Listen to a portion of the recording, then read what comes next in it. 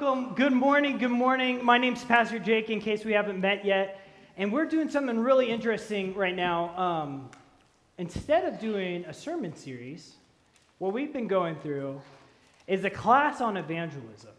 And so today is another session in that class, but I still wanted us to start with a passage. So will you stand with me this morning as I read Acts 17 to us? And Mike covered this passage for us last week. Didn't he do a great job? Yeah. Let me tell you guys something about your elders. You have elders with a very deep bench. You know what I mean? There's a lot of people here who can teach and who are very faithful, so very appreciative. All right, Acts 17, starting in verse 16.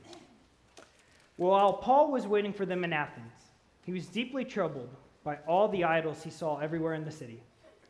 He went to the synagogue to reason with the Jews and God-fearing Gentiles and spoke daily in the public square to all who happened to be there. He also had a debate with some of the Epicurean and Stoic philosophers. When he told them about Jesus and his resurrection, they said, "What's this babbler trying to say with these strange ideas he's picked up?" Others said, "He seems to be preaching about some foreign god." Then they took him up to the high council of the city. "Come and tell us about this new teaching," they said. "You're saying some rather strange things, and we want to know what it's all about. It should be explained that all the Athenians, as well as foreigners in Athens, seem to spend all their time discussing the latest ideas." So Paul was standing before the council, addressed them as follows. "Men of Athens, I notice that you are very religious in every way. For as I was walking along, I saw many of your shrines, and one of your altars had this inscription on it, 'To an unknown God.' This God, whom you worship without knowing, is the one I'm telling you about. He is the God who made the world and everything in it. Since he is the Lord of heaven and earth, he doesn't live in man-made temples, and human hands can't serve his needs, for he has no needs. He himself gives life and breath to everything, and he satisfies every need. From one man he created all the nations throughout the whole earth. He decided beforehand when they should rise and fall, and he determined their boundaries. His purpose was for the nations to seek after God and perhaps feel their way towards him and find him, though he is not far from any one of us. For in him we live, move, and exist. As some of your poets have said, we are his offspring. And since this is true, we shouldn't think of God as an idol designed by craftsmen from gold or silver or stone. God overlooked his people's ignorance about these things in earlier times, but now he commands everyone, everywhere, to repent of their sin and turn to him. For he has set the day for judging the world when justice by the man he has appointed. And he proved to everyone who this is by raising him from the dead." When they heard Paul was speaking about the resurrection of the dead, some laughed in contempt, but others said, "We want to hear more about this later." That ended Paul's discussion with them. But some joined him and became believers. Among them were Dionysius, a member of the council, and a woman named Damaris, and others with them. This is the word of the Lord. Thanks be to God. You guys can sit. Thank you so much.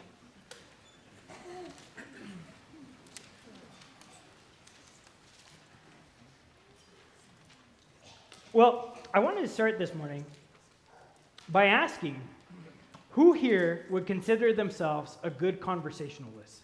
If you're good at having conversations, you're good talking, raise your hand. Wow, very humble audience. Oh my goodness. Okay, if you say you're a bad conversationalist, raise your hand. Yeah. Okay, keep your hands up if you're a bad conversationalist. Okay. Women, put your hands down. Okay. Okay, you see this group left? This is why sports were created. Because without sports, these poor men would have nothing to talk about. Actually, anybody here of the bad conversationalists who would say, like, I'm not into sports either? Oh, Amy? Okay, just a couple. Okay, not into sports. Okay, very interesting, very interesting. What's your guys' plan for the Super Bowl? Super Bowl's coming up.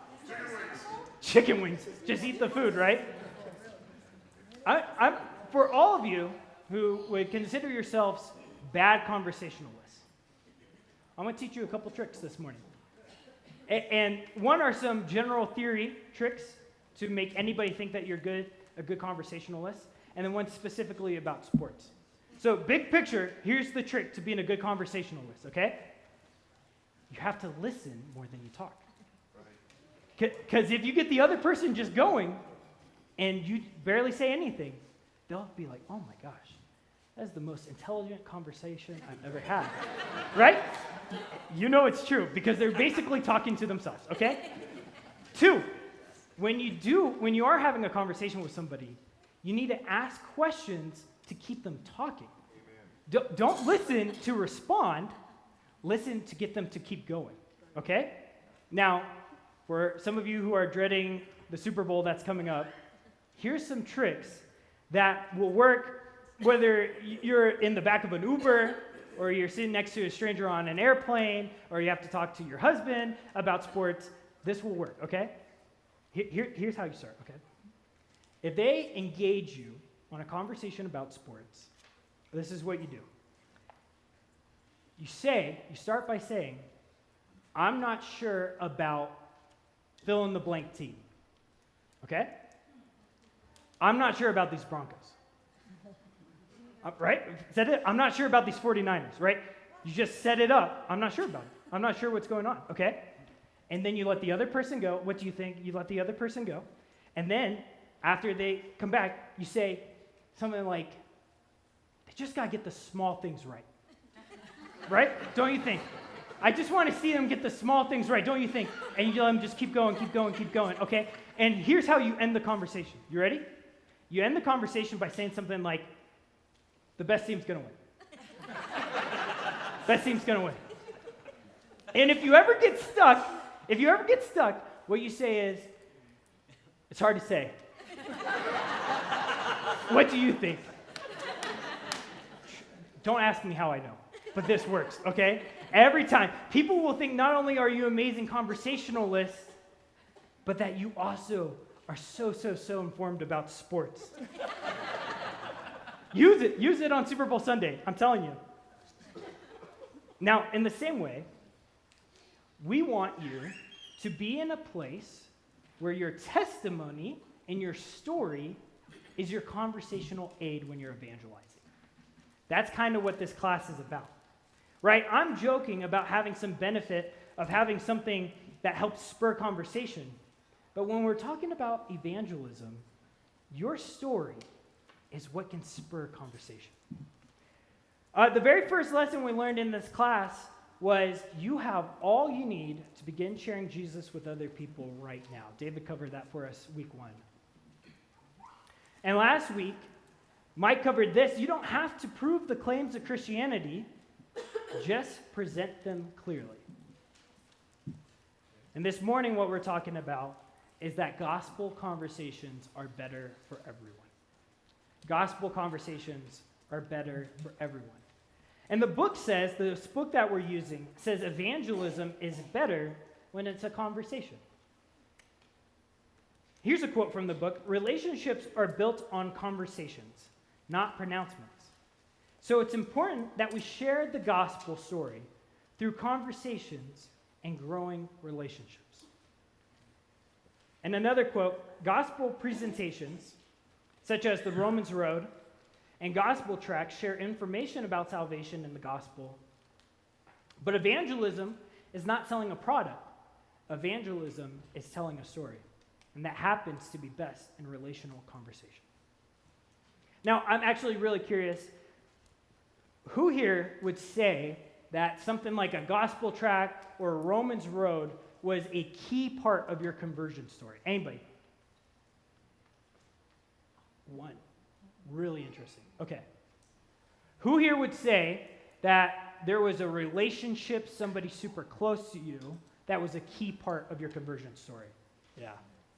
Look at the difference, right?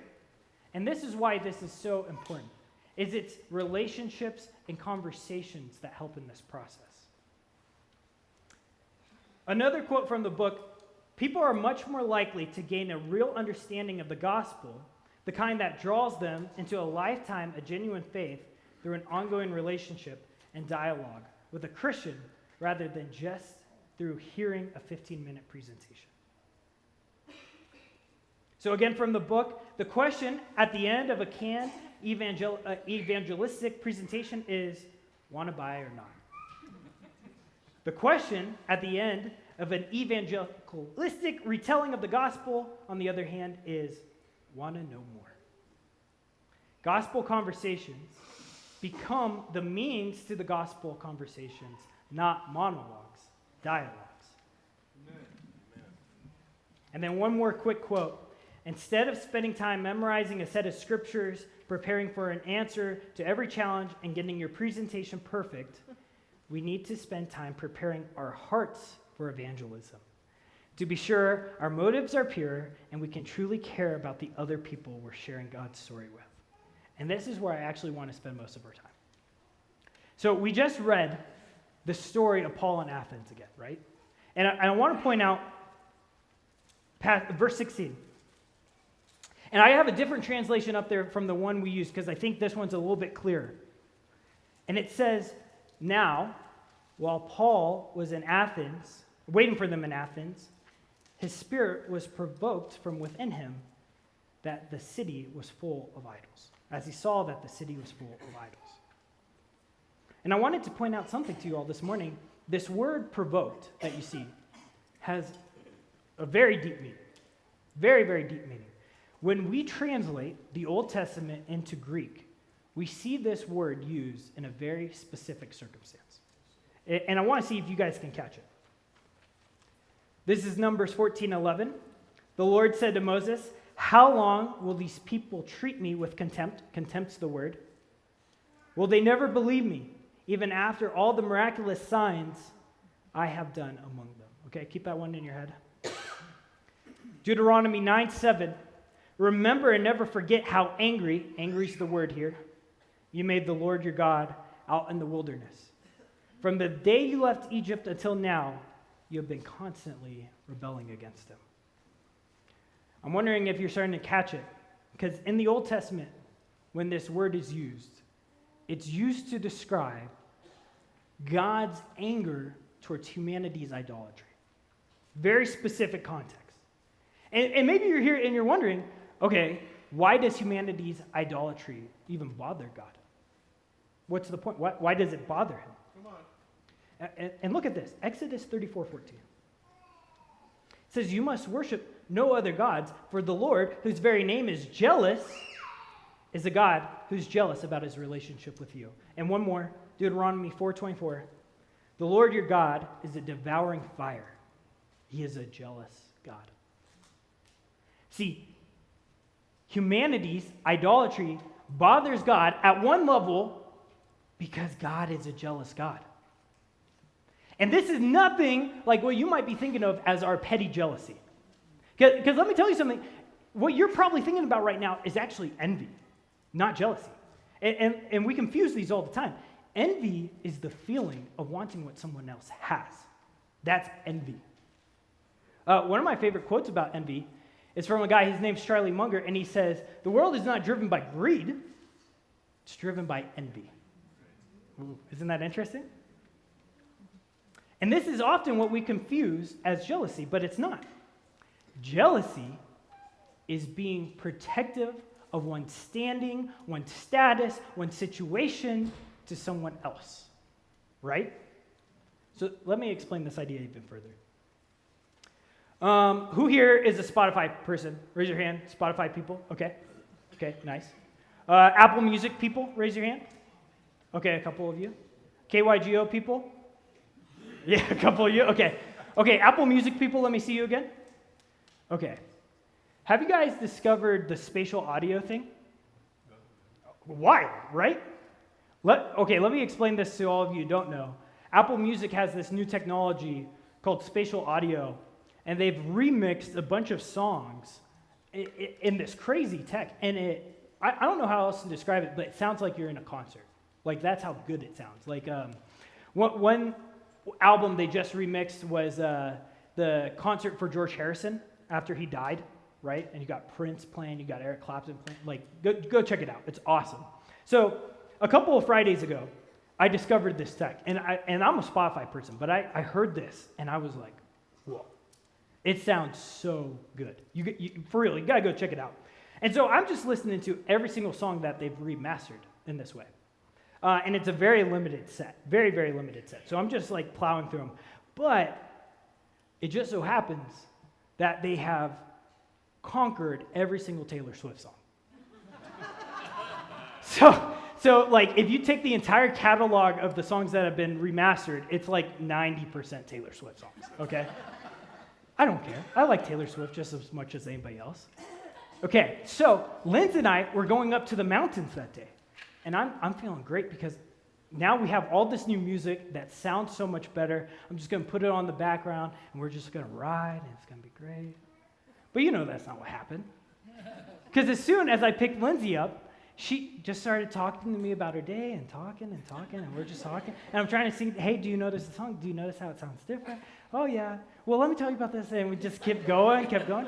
And so we are on 470. Like I said, we're cruising up to the mountains. And I just put on a Taylor Swift album, and I was just letting it ride, okay? And we are about to Kipling, right? We've been driving for a second. And all of a sudden, she looks at my phone that's in the cup holder, and she goes, why do you have a picture of a girl with a braid on your phone? And this is what she was looking at. I still bump into the T-Swift.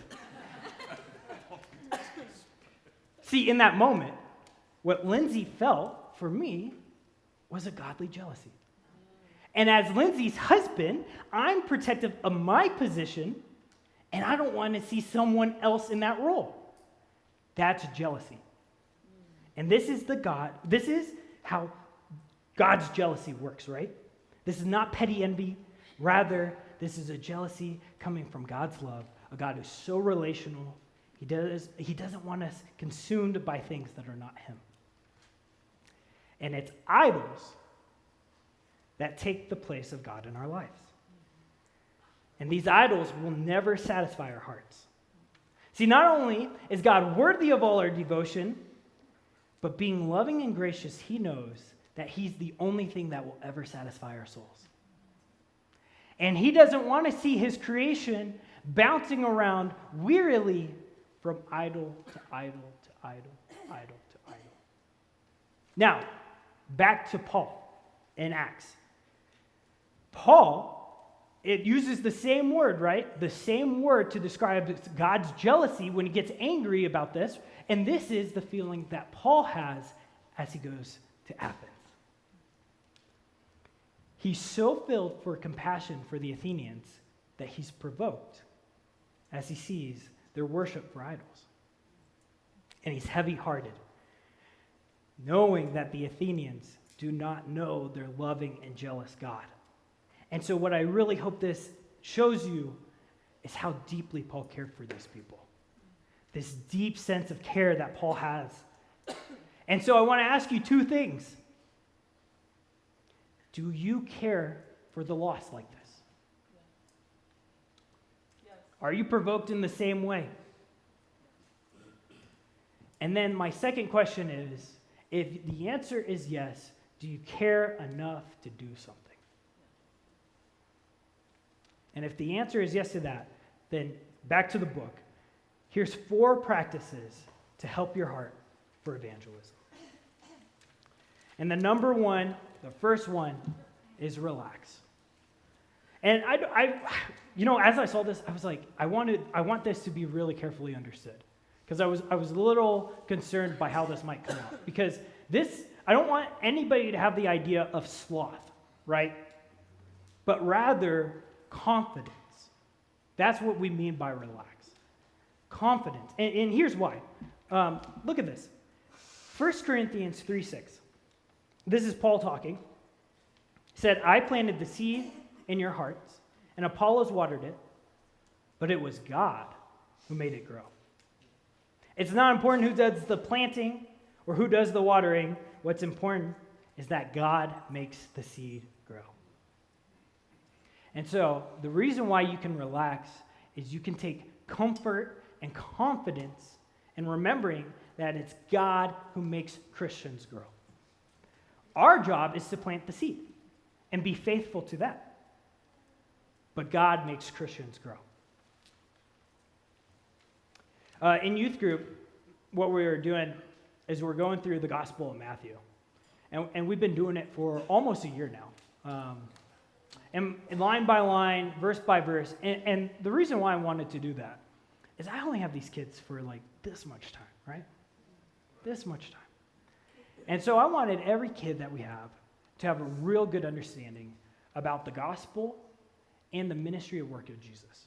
So we're just going to tackle Matthew. And we're wrapping up the Sermon on the Mount. Like I said, this has taken forever. But Jesus teaches a lot about prayer. Ask, seek, knock, right? The Lord's Prayer. Right.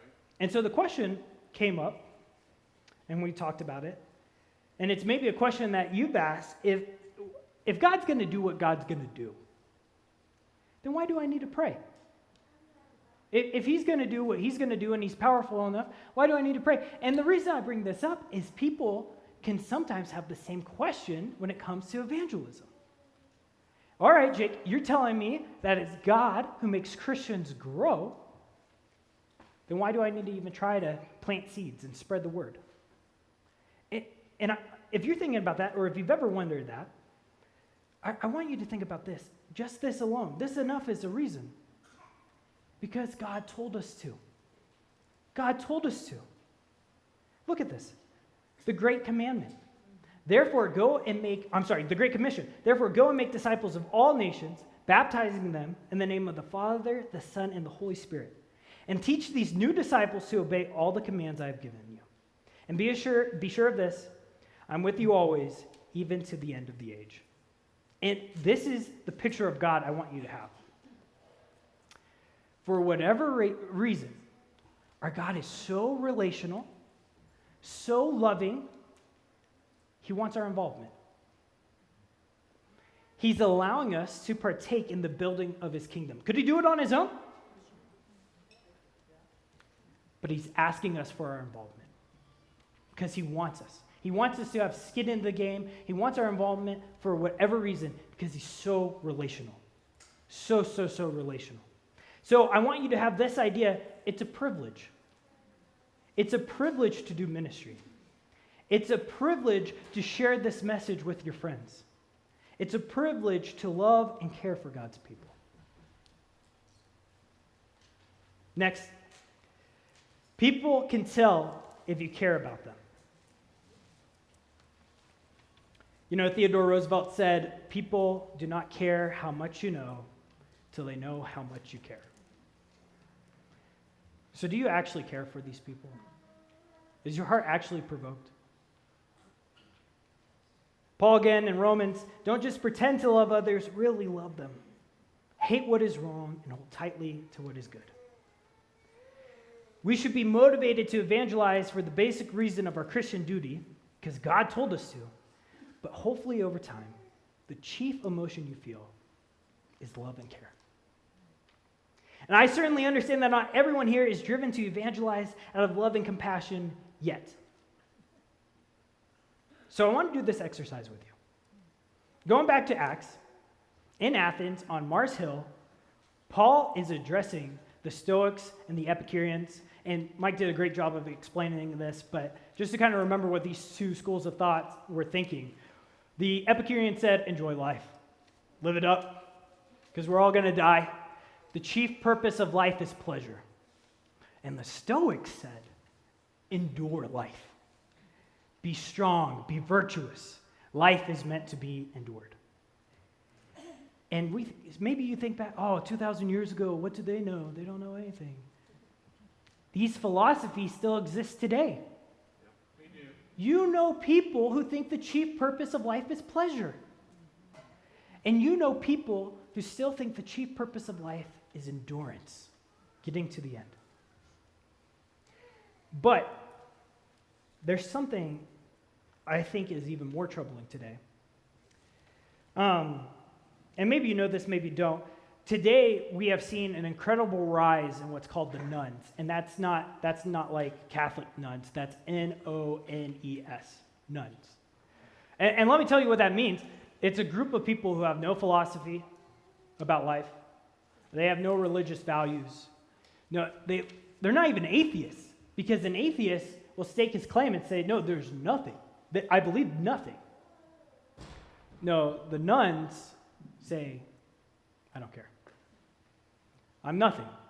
I have no opinion about any of these things. I just don't care. Complete apathy. Complete hopelessness. And when I think about that group of people, that's what really stirs my heart. The people who just think nothing. I don't care. I can't be bothered by it. And so in this exercise of talking about care, does that do something to your heart? Knowing that you know people who are close to you, have no opinion about these things, just don't care. I hope it tugs on your heartstrings, does something to you. Do you care enough to show the hopeless the only hope? Next, the next practice. People can tell if you believe what you're talking about. The book says, if you want to share Jesus with people you encounter regularly, be constantly cultivating the kind of pure, godly motivations that genuine faith can provide you. Truly believe in Jesus for yourself. And the last practice. People can tell if you practice what you believe. They can tell if you practice what you believe. How many of you, growing up, your parents told you, do as I say, but... Okay, raise your hand. Raise your hand if that... Oh, wow, okay. Not a lot of Spotify people, but a lot of people with those kinds of parents, I guess. Okay. How'd that work out? Yeah, how'd that go? Yeah. See, as Christians, we need to rise above this do as I say, not as I do behavior. And this is the problem of hypocrisy. You know what always blows my mind? Is whenever we survey non-Christians, like Barna or some other group, surveys non-Christians and asks them, hey, what's your biggest problem with Christians? Why don't you go to church? You know what one of the top answers always is, if not the top? Hypocrites. They're never like, hey, I don't believe this guy came back to life. They never say things like, I don't believe that there's a God who made everything, right? It's never stuff like this that they challenge. They say, but you guys act so unlike Jesus sometimes. And it's true. A great quote I've heard about this is, we have this almost a problem with thinking about it, because do you expect to see only fit people at the gym? Why are some of those people there? Yeah, no, right? No joke, because they're trying to get into shape, right? So in the same way, just because you're a Christian doesn't mean you're perfect. But Jesus warns against hypocrisy time and time and time again. And we need to rise above that hypocrisy. We'll never be perfect. We'll never be perfect. But we need to rise above hypocrisy and the areas we can't control. Good point. So the book says, don't be perfect, just be authentic and real. And in another quote from the book, when you genuinely care about people, when you truly believe what the gospel is all about, and when you're diligent and consistent in practicing your faith in Jesus, you will want to talk about him. And the people who live in relationship with you will want to listen, and they'll want to know more. So wrapping up, consider Paul in Athens again. From the story, we learn of a handful of converts, right? Two are mentioned by name. But do you know what we actually don't hear about? Is a church being planted in Athens. And so some commentators will question, does this mean that this was a failure? Does it mean what does it mean, right? That there's no church in Athens. And I want to remind you, we don't control the results. God does. We are called to show up and be faithful witnesses. People who truly care for the lost. So I want you to think about that one person that you narrowed down last week. And in case you didn't hear last week, from the list of 3 that you had, 3 people you know who don't know Jesus, don't have a relationship with Jesus, you were asked to narrow it down to one person in particular. So thinking of that one person, I want you to think about a couple of things. One, I want you to think about how you can just show love to them. My friend Charlotte just reminded me a great way to spread the gospel is just by picking up their trash. Do you know what I mean when I say that? Just for caring for them. Just being Jesus for them in so many ways. It doesn't have to always be this presentation that we're talking about. Just showing them love and care. But again, thinking about your one person you're praying for, I want you really to think about how deeply do you care for them? How deeply do you care for them? Is your heart provoked as Paul's heart was provoked?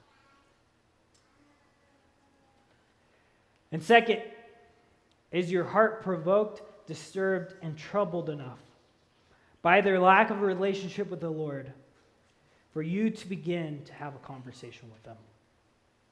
For you to begin loving on them? For you to begin caring for them?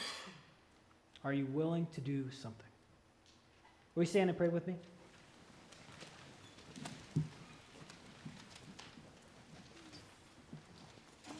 Lord, we love you. We praise you, our wonderful God. A God who's so relational that you have invited us into your ministry, that you have invited us into building your kingdom. So I want us to honor that, Lord. And I want you to show us what it looks like for each and every single individual person that we're thinking about. For you to show us what it looks like for them, how we can be loving, how we can begin this conversation with them, and how we can be faithful to you. God, we love you, and we praise you. In your name, amen. Thank you guys so much. Please stack a chair, and have a wonderful week.